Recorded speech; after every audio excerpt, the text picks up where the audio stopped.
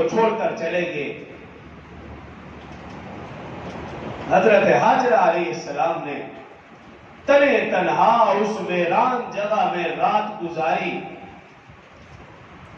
اما ہاجرہ کو کسی بھی چیز کا نہ ڈر تھا، نہ خوف تھا، نہ فکر تھی۔ اگر فکر تھی تو صرف ایک ہی فکر تھی، کسی نہ کسی طرح عرش والا راضی ہو جائے، کہیں ایسا نہ ہو کہ اس امتحان میں ناکام نہ ہو جاؤ، صرف یہ فکر تھی اور کوئی فکر نہیں تھی۔ عورت کمزور ہوتی ہے، لیکن وہ عورت خلیل اللہ کی زوجہ ہے، ذبیح اللہ کی ماں ہے۔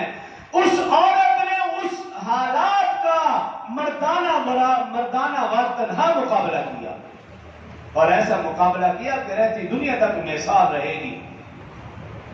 رات گزاری، جب صبح ہوئی